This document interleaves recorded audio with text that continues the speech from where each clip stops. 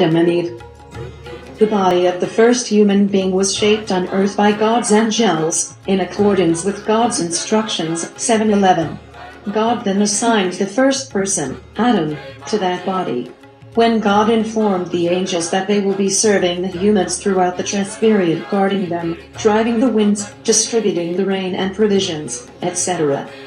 Satan was the only one who refused to fall prostrate, 2:34, 15:31, 38, 74. Adam's mate was cloned with feminine features from Adam, and God assigned the second human being to her body. While the empty, soulless bodies of Adam and Eve remained here on earth, their souls, the real persons, resided in heaven. Adam and Eve remained in heaven for as long as they upheld God's commandments. Once they listened to Satan instead, they reflected a flawed human nature in all of us, and they immediately belonged to Satan's dominion down on earth. Their bodies became visible to them. 7:20, 121. The rest is history.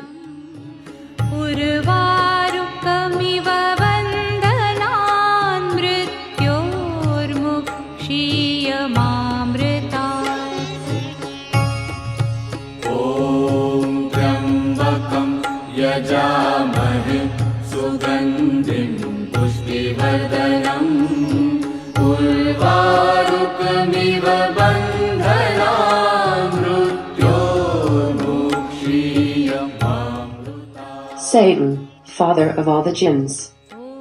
Putting the jinns and the humans to the test stipulated that Satan shall reproduce whenever a human being is born. As mentioned above, every time a human being is born, a jinn being is born to serve as a constant companion of the human person. Every human being is subjected to the incessant persuasions of Satan's representative, who lives in the same body from birth to death. Satan's representative tries to convince the human companion of Satan's point of view that God alone is not enough. On the day of judgment, the jinn companion serves as a witness against the human counterpart. 43, 38. 50, 23, 27. Many jinn companions are converted to God's point of view by the human companions. God did not leave the human being without preparation. To help the humans in their final chance to reconsider their blasphemy, every person is born with instinctive knowledge that God alone, and no one else, is our Lord and Master. 7, 172-173. The jinns were not given this instinctive knowledge, but they are given a much longer lifespan and greater abilities to study God's signs throughout the innermost universe.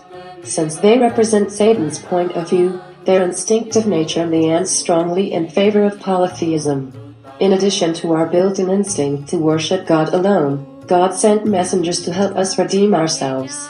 With all these elements in view, we can appreciate the fact that the only unforgivable offense, if maintained until death, is idol worship, believing that anyone besides God possesses any power. –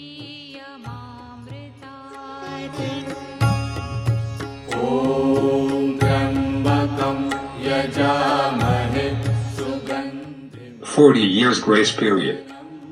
The human being is given 40 years to study, look around, reflect, and examine all points of view before making this most important decision, to uphold Satan's point of view, or God's absolute authority. Anyone who dies before the age of 40 is chosen by God for redemption due to circumstances known only to God. Anyone who dies before the age of 40 goes to heaven. 46, 15, Appendix 32. God's immense mercy is evident from the fact that even those who believe in the Quran find it difficult to accept such a compassionate divine law.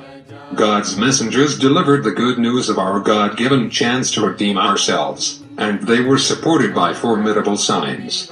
When Moses went to Pharaoh, he was supported by such miracles as the turning of his staff into a serpent. Jesus created live birds from clay by God's leave, healed the leprous and the blind by God's leave, and revived the dead by God's leave. The Prophet Muhammad, God's messenger who delivered this final testament, did not exhibit such miracles. 1020. The Quran itself was the miracle supporting Muhammad's mission. 29, 50-51.